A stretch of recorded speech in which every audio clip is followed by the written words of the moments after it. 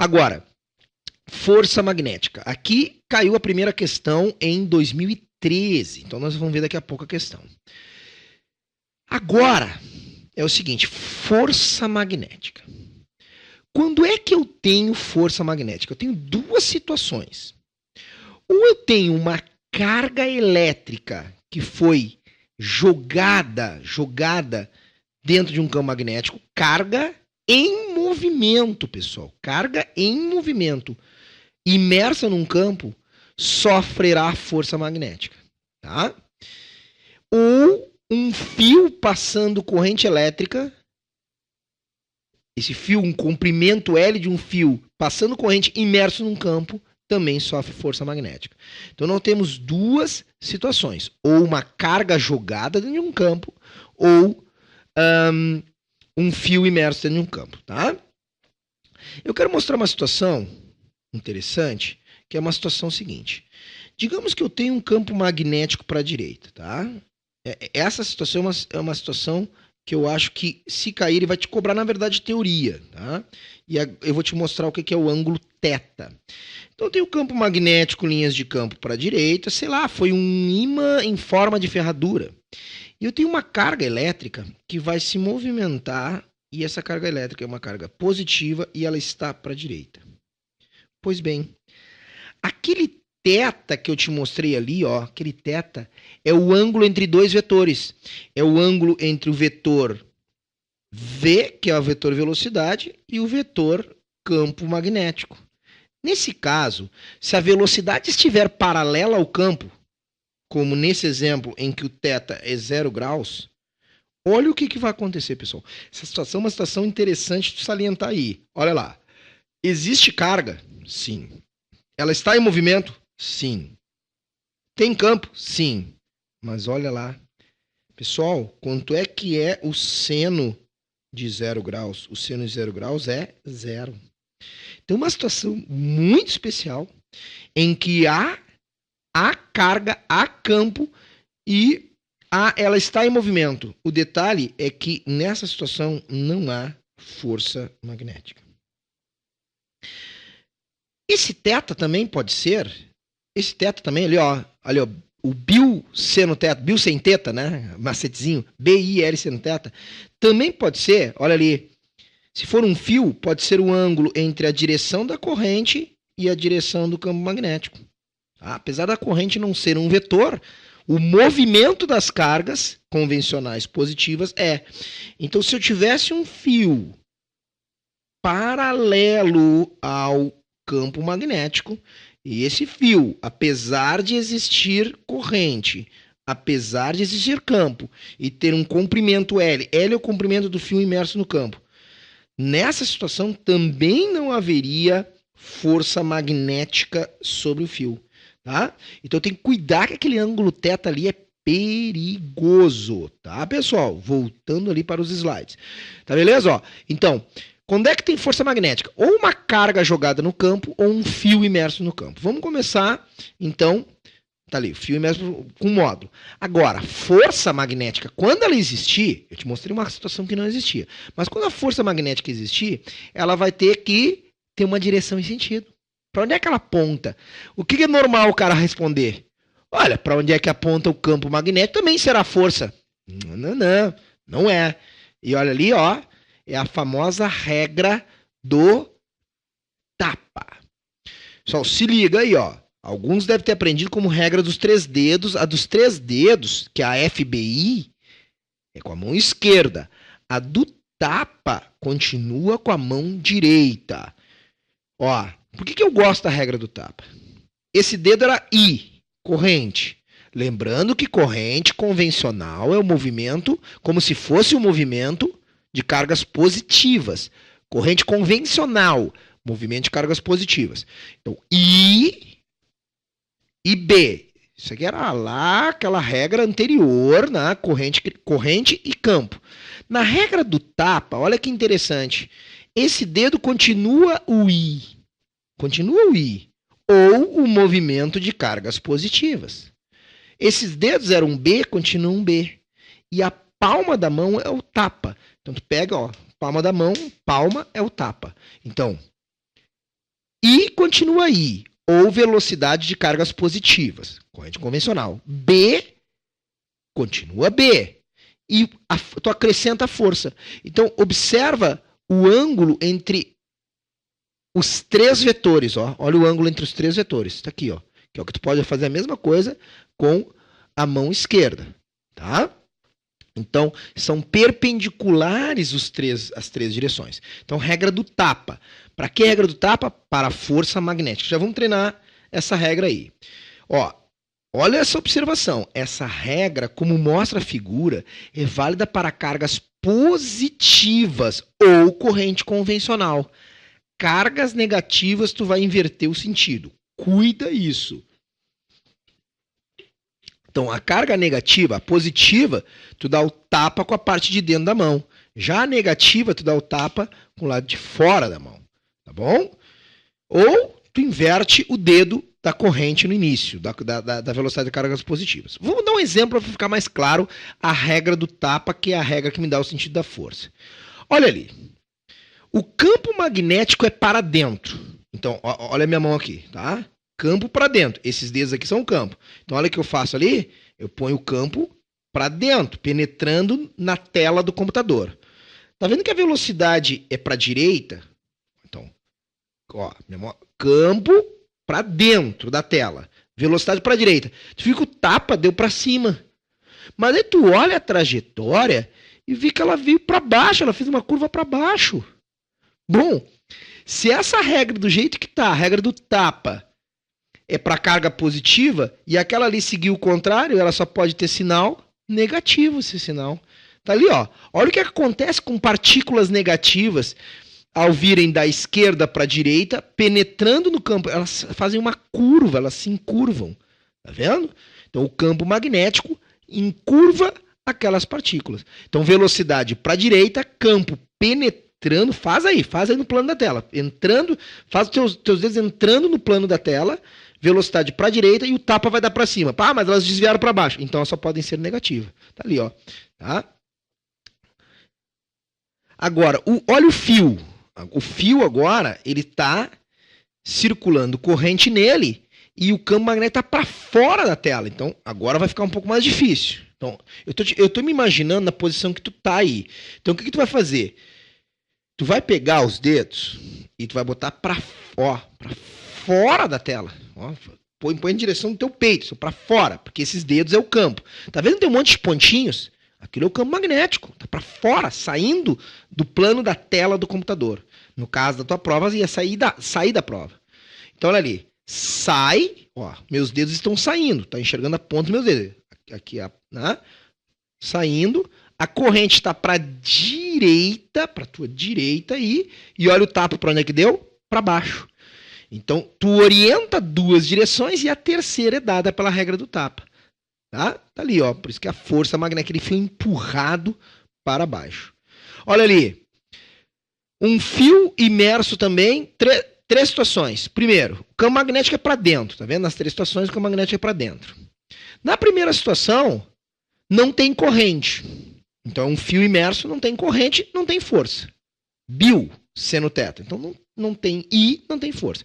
Na segunda, faz aí. Na figura aqui do meio, faz a regra do tapa junto comigo. Campo magnético entrando, corrente para cima, tapa para a esquerda. Se o tapa é para a esquerda e é um fio flexível, olha lá, ele vai para a esquerda. Agora, inverte, campo para dentro da tela, entrando na tela. Corrente para baixo, tapa para a direita. Tá? Que é esse caso aqui. Tu tem que entender bem a regra do tapa, que é a regra do eletromagnetismo. Segue. Opa, aqui. Esse GIF animado mostra ali, ó, um fio imerso num campo. Justamente aquela situação anterior, em que eu tenho uma corrente num sentido e no outro sentido. Olha lá o que acontece nesse GIF, ó. A bateria, ela inverte o sentido, ó, e ela desliga. Então, quando ela desliga, o fio fica parado. Ela tem um sentido, tem outro. Então, o fio se mexe. O fio sofre força de acordo com a regra do tapa. Essa questão é uma questão bem interessante. Força entre fios paralelos. Entre fios paralelos, pessoal, interessante é que o fio 1 cria campo em cima do fio 2 e o fio 2 cria campo em cima do fio 1. Esses dois fios paralelos, quando circulam correntes no mesmo sentido, então aqui, ó, eu faço, olha ali, fio 1, ele está na esquerda, faz aí na tela aí, faz junto comigo, fio 1 está na esquerda. O fio 1 corrente para cima cria um campo entrando no fio 2. Agora faz para o fio 2. Fio 2 corrente para cima, o fio 2 em cima do fio 1, o campo é saindo. Então, se tu fizer a regra da mão direita, fio 1 cria campo em cima do 2 entrando. Agora para o fio 2 em cima do 1 saindo. E simultaneamente, agora tu fizer a regra do tapa, tu vai ver que essa força em aula, durante a aula, né, quando dê essa aula aí, durante o ano, durante o nosso curso, eu te expliquei direitinho como é que funciona isso. Então, correntes no mesmo sentido, os fios se atraem, tá? Agora, olha lá, se as correntes tiverem sentidos opostos, a força entre os fios seria de repulsão. Então, mesmo sentido, os fios se puxam. Sentidos contrários, os fios se repelem. Não esqueça também, olha a observação 2, que vigora também aqui a lei da ação e da reação. Não interessa se num fio é 1 ampere e no outro é 50 amperes. As forças são sempre iguais por causa da lei da ação e reação. Tá bom? Aqui também, ó, força, né, não sei se vai aparecer nesse nível aqui, mas tá ali. Mi, uma constante, vezes o produto das correntes, vezes o comprimento do fio, sobre 2πd é a fórmula de cálculo da força magnética entre os fios. Quando te cobrarem isso, num vestibular, acho que no Enem não, tá? No Enem é mais teoria. Apesar da questão que nós vamos fazer, é uma questão de puramente cálculo, a próxima questão aí que nós vamos fazer. Dá uma olhada na questão. Olha o que caiu no Enem de 2013, meu amigo. Alguns errinhos da questão, vamos relevar para dar uma treinada na questão.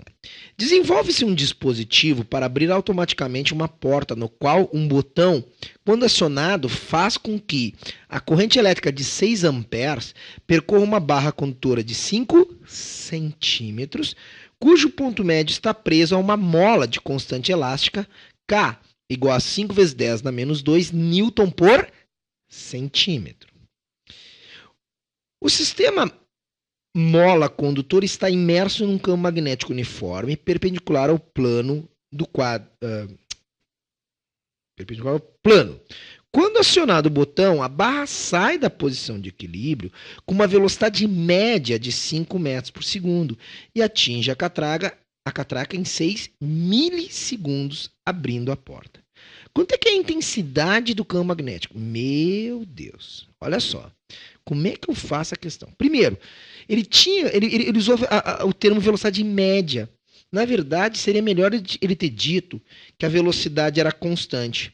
Porque se a velocidade é constante, a força que tem para a esquerda... Porque olha ali, ó, tem uma força magnética que puxa. Então, acabou de aprender a regra do tapa. Como é que é a regra do tapa? Faz aí na figura aí. Olha ali, ó.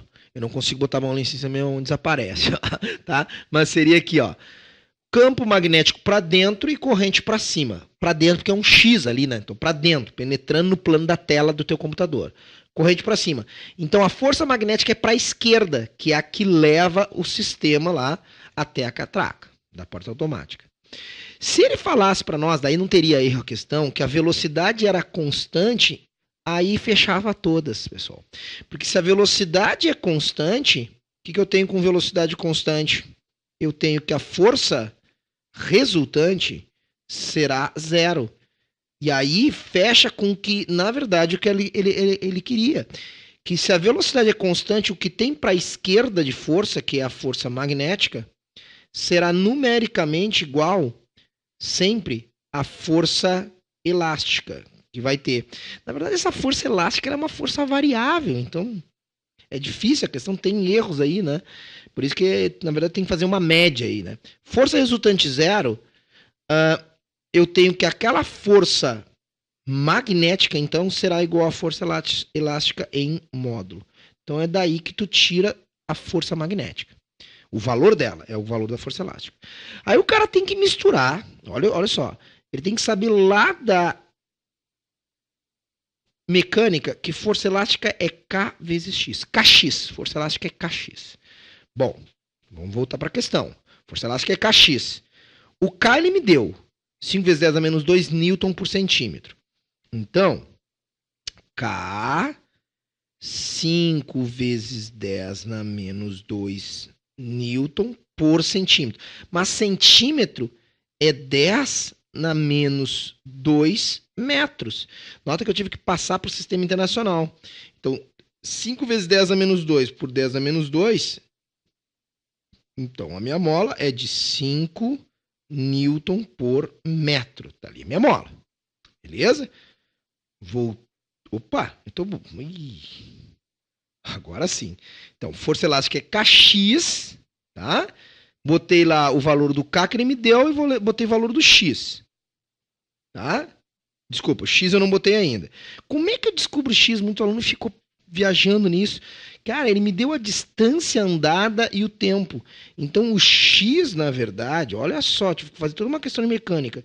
É a velocidade média vezes o intervalo de tempo. Então, era uma trabalheira. Desculpa, pessoal. Era uma trabalheira essa questão aí. Tá? Então, olha só. Velocidade média, 5 metros por segundo. Tá? Só que olha lá o tempo que ele me deu, ó. Foi 6 milissegundos. Então, 6 mili.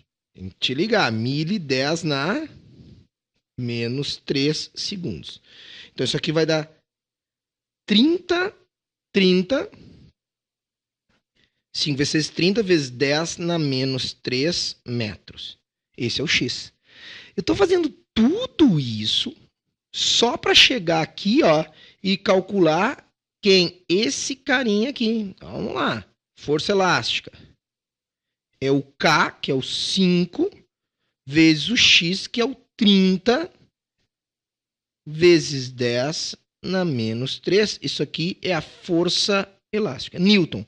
Como ali eu botei Newton por metro, aqui eu tive que botar em metro também, ó, tá? Tomar esse cuidado. Tá? Botei tudo em metro. Então, tá ali. Vamos voltar para a questão, ó, voltando para a questão.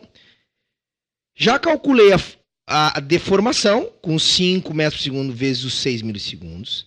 Já calculei, quem mais? A força elástica. E agora, olha ali, eu tenho 6 amperes e o comprimento 5 centímetros.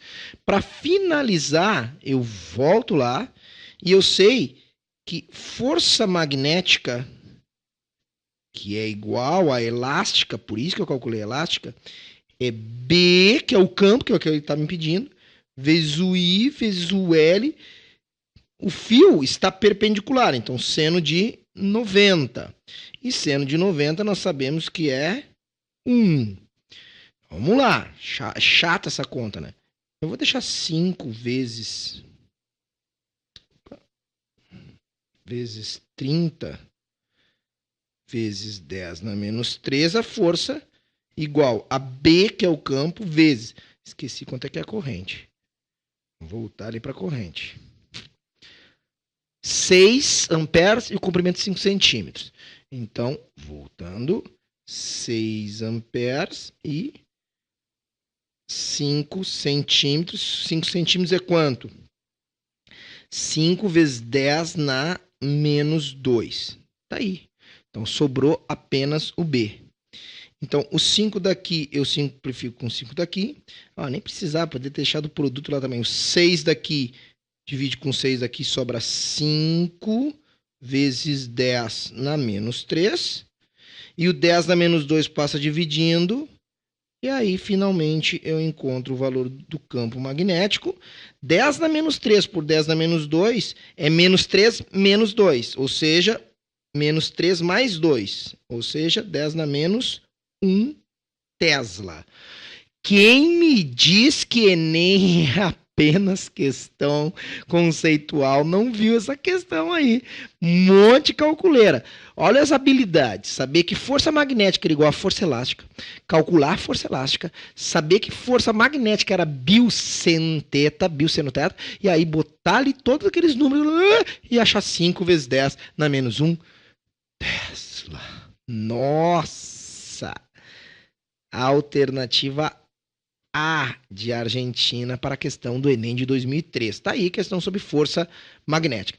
A grande aplicação da força magnética são os motores elétricos, pessoal. Anota aí, grande aplicação da força magnética, motor elétrico. Tá beleza? Agora, o que eles mais amam no Enem? Indução eletromagnética. Como é que é a indução eletromagnética? A primeira coisa que nós temos que saber é o que é fluxo magnético. Agora, se o primeiro fenômeno, corrente criava campo. Segundo, força, regra do tapa. Nesse terceiro, é o contrário do primeiro. Nesse terceiro, eu vou pegar um ímã e vou criar corrente. Primeiro, eu crio com corrente, eu crio campo. No terceiro fenômeno, campo magnético, digamos que seja um ímã, eu vou criar corrente. Então, o primeiro conceito é, eu vou ter uma espira, digamos que aqui é a espira, e essa espira, eu vou passar linhas de campo magnético por dentro. Tá vendo aqui, ó? Esse aqui é o plano da espira, tá? Então, o que eu vou ter? Tá vendo que tem umas linhas atravessando o plano da espira? Aquelas linhas contribuem para o fluxo magnético. O fluxo magnético tem uma unidade que é... o fluxo magnético se calcula, aliás, primeiro, é a intensidade do campo, que tem a ver com o número de linhas, a área dessa espira, quanto mais área, mais fluxo, e θ. O que é θ? O ângulo entre o vetor normal e o campo magnético. O vetor normal é um vetor 90 graus ao plano. Esse fluxo tem unidade no sistema internacional que é chamada de Weber.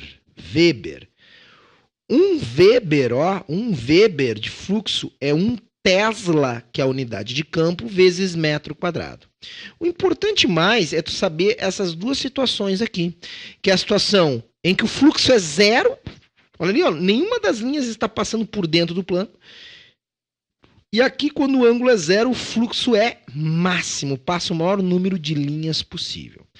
Para que eu tenho que saber dessa história de fluxo magnético?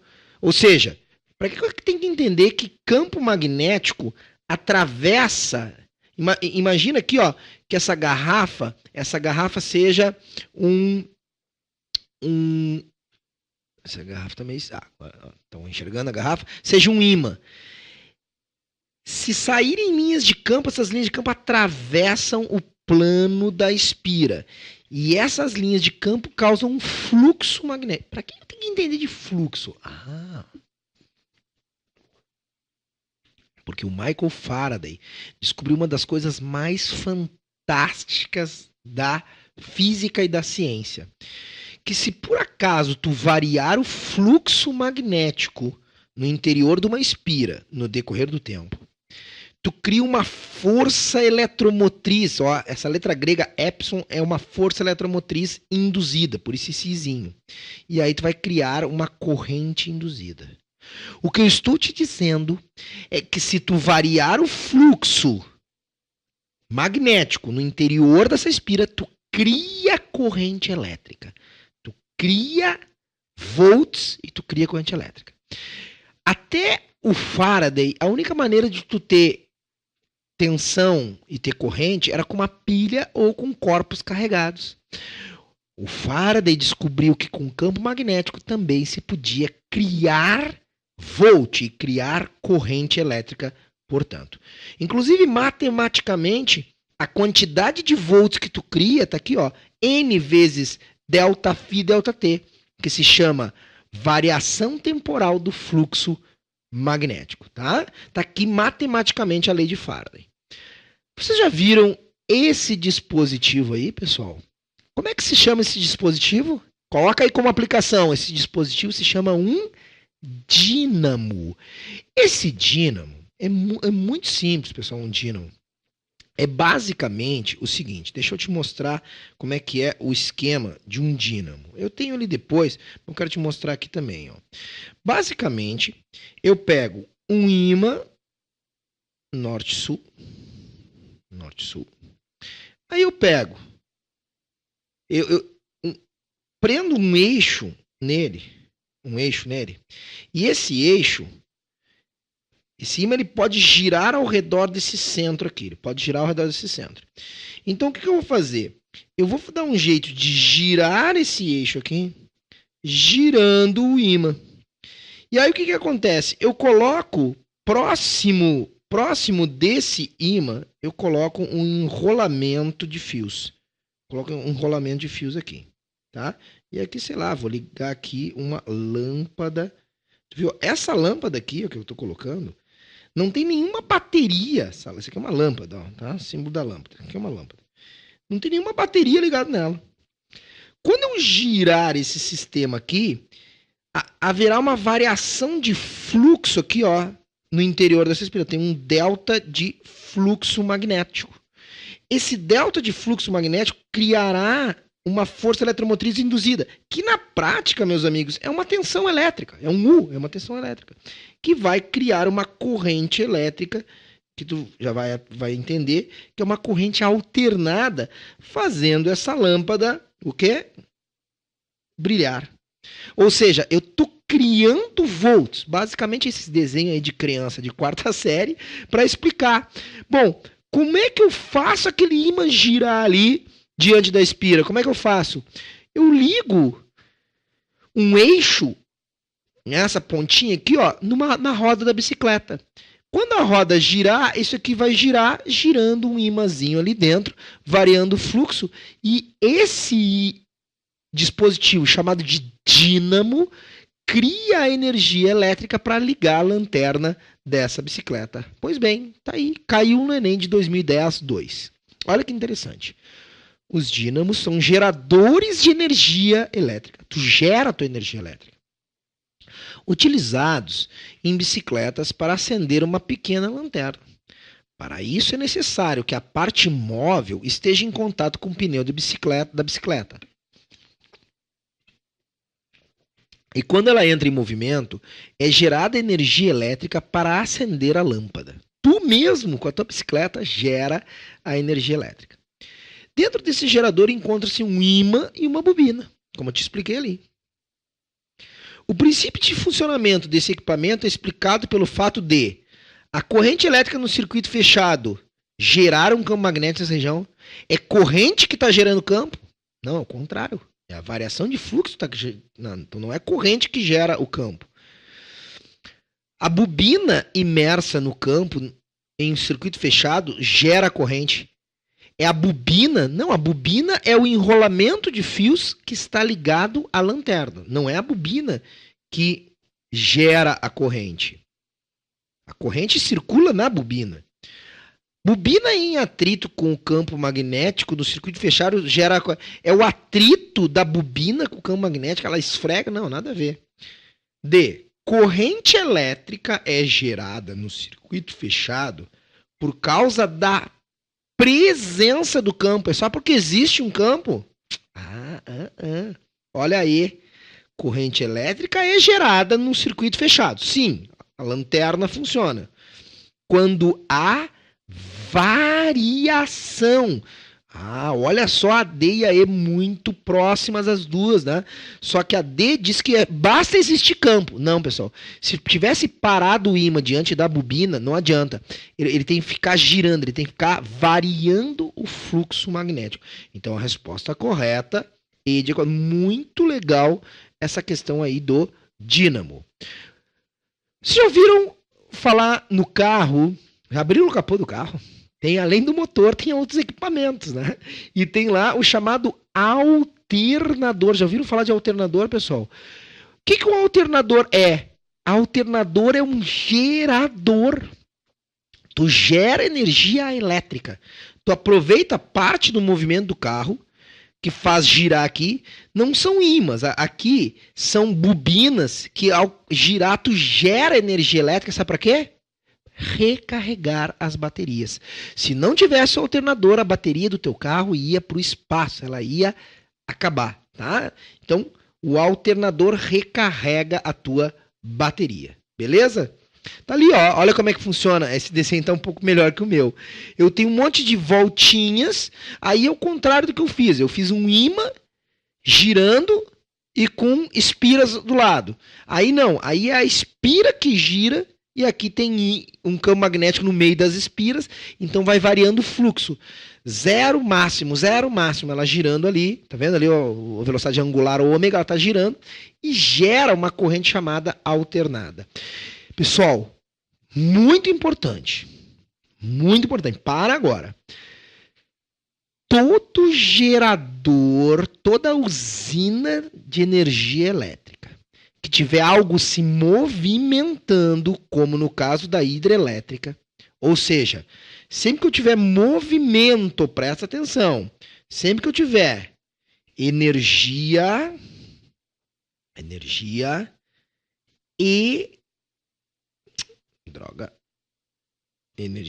mecânica, e essa energia mecânica estiver se transformando em energia elétrica, está surgindo energia elétrica, mas a partir de movimento, presta atenção. Tu gera energia elétrica a partir de movimento. Sempre que tiver algo se movimentando e eu transformo, ou seja, energia de movimento em elétrica, como é que é o processo? Anota aí. Indução eletromagnética. Essa indução eletromagnética, então, que é a variação do fluxo magnético no tempo, consegue, então, gerar força eletromotriz e gerar corrente induzida. Então, energia potencial gravitacional se transforma em cinética, gira a turbina. Para que girar a turbina? Porque esse eixo está imerso, está ligado a bobinas, que essas bobinas fazem o quê? Estão imersas a campos magnéticos. Então, varia o fluxo magnético. Então, termoelétrica, tem uma turbina. Energia eólica, tem uma turbina. As pás giram. Tudo que eu tiver movimento, eu transformo em energia elétrica, é por indução eletromagnética. Para a gente fechar nossa aula, lei de Lenz. Essa questão é um pouco complicada, pessoal. A lei de Lenz, ela serve para corrente induzida. Corrente induzida. A lei de Lenz, anota aí, a lei de Lenz é a lei do contra. A lei de Lenz é a lei do contra. Contra o quê? Contra o quê? Contra a variação do fluxo magnético. A corrente induzida sempre cria um campo magnético induzido que é contra a variação de fluxo magnético. Eu tenho 3 passos para tu entender a lei de Lenz. A primeira coisa, tu tem que analisar é se o fluxo magnético está aumentando ou diminuindo. Se o fluxo aumenta, tu põe um campo induzido contra, porque tu não quer deixar que esse fluxo aumente. Se o fluxo estiver diminuindo, tu põe um fluxo... Opa, saiu errado aqui, pessoal. Saiu errado aqui. É um campo induzido aqui. Então tu põe um campo induzido a favor do fluxo. Aqui é BI, tá? Esse termo aqui está errado. Então, tu põe um campo induzido a favor do fluxo. E depois, tu faz a regra da mão direita. Como assim? Vamos utilizar um exemplo. Olhem esse exemplo aí. Quando eu estou aproximando um polo norte, olha só. Olha o que eu estou fazendo. Isso aqui é um ímã, digamos. Aqui está a minha espira, aqui está o ímã. Quando eu aproximo o polo norte, é a lei do contra.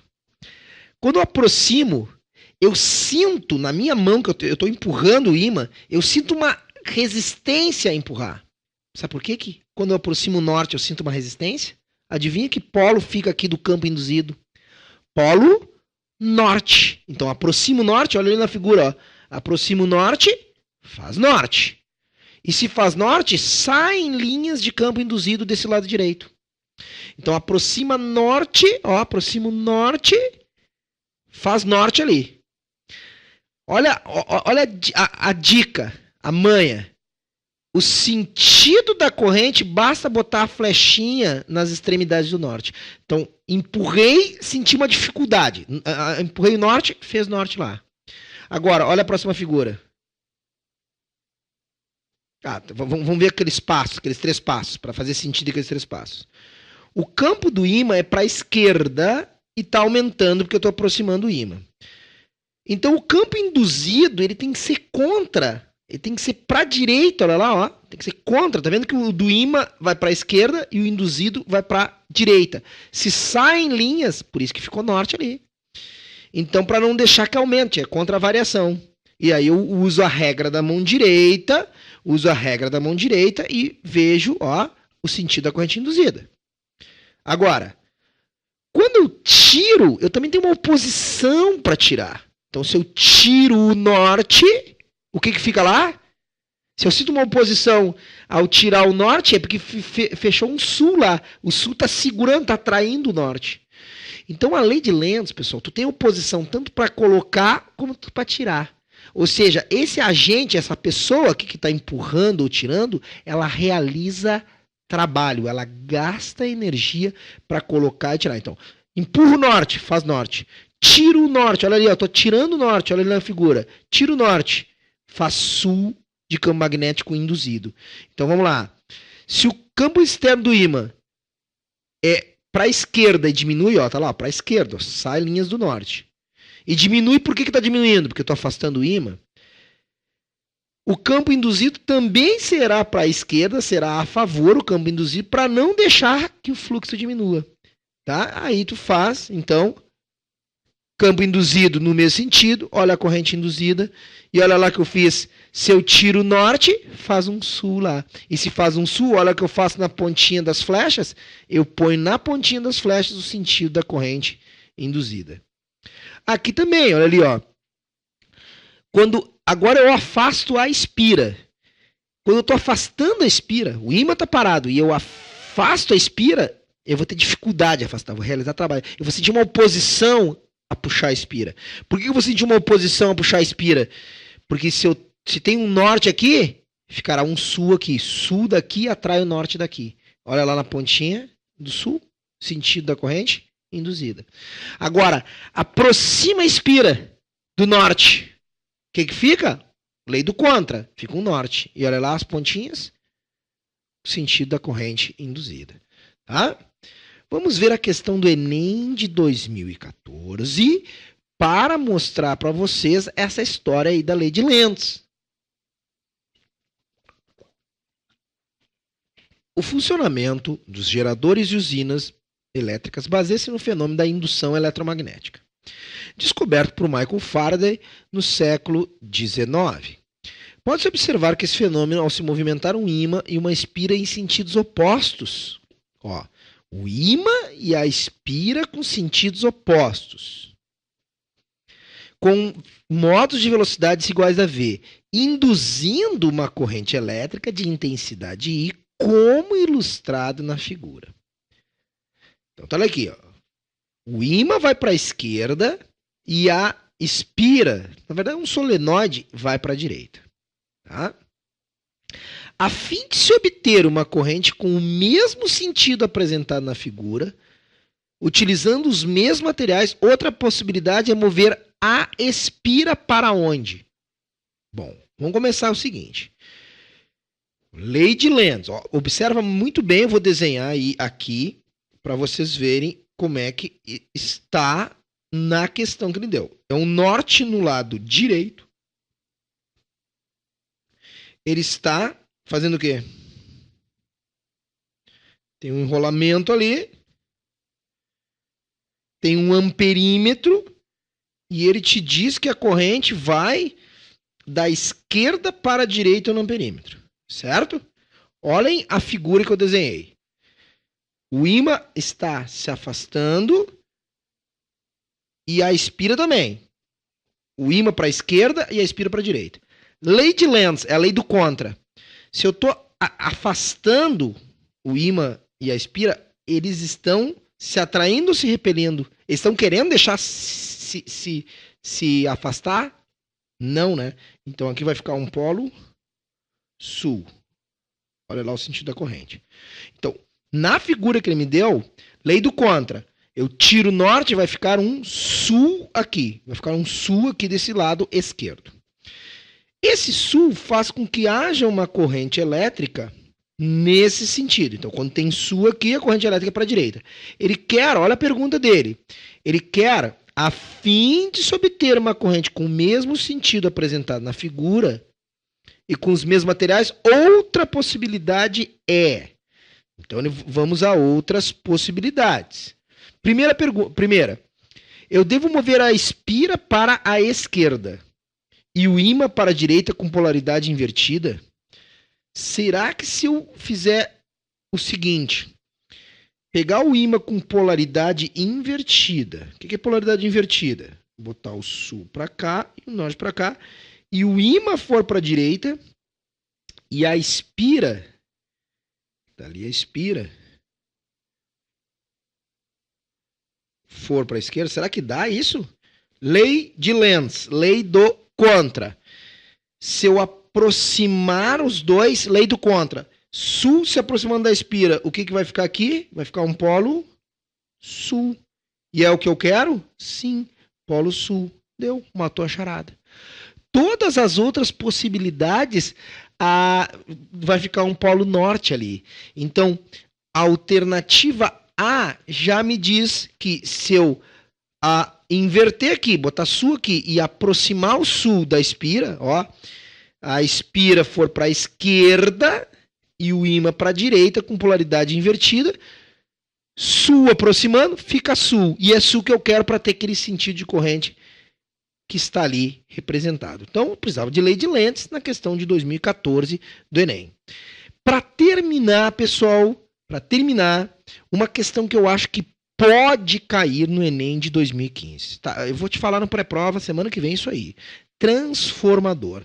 Pessoal, princípio de transformador. Indução eletromagnética.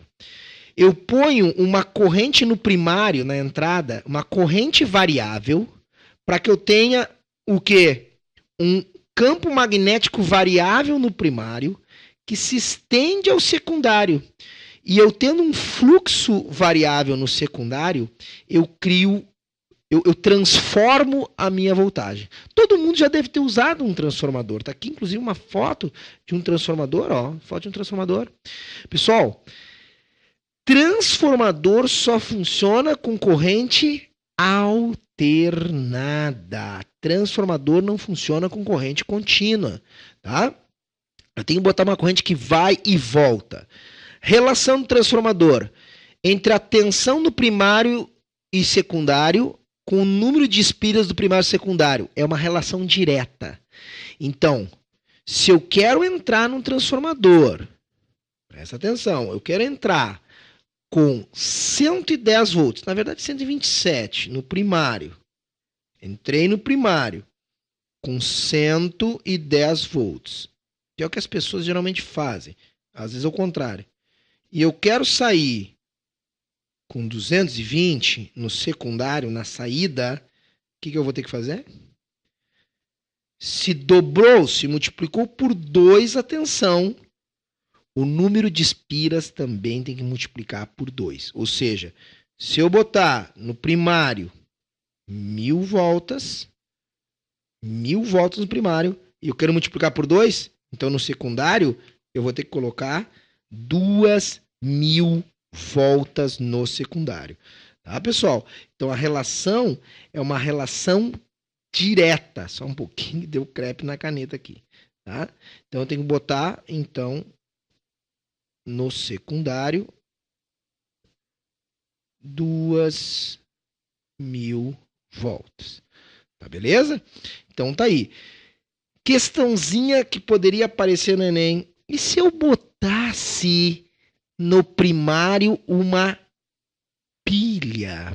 Pessoal, pilha é corrente contínua e constante. Pilha no primário não sai nada no secundário. 0 volts. Então anota aí, transformador não pode ser corrente contínua quando a pilha. Então por isso tem que ligar na tomada, tem que ser uma corrente alternada. A corrente alternada vai sim, então, me dar uma transformação. Com a corrente, a proporção é inversa. Como assim proporção inversa? Ora, se eu pegar e entrar com uma corrente, sei lá eu, de 10 amperes, alternada, tem que ser alternada, a corrente vai e volta. No primário, na entrada, entrei com 10 amperes. No secundário, se dobrou, também terei uma corrente alternada. Só que daí no secundário eu terei a metade da corrente. Então, com a tensão e o número de espiras é direto, e com a corrente é inversa. Pessoal, a aula era isso. Eu agradeço a presença de todo mundo.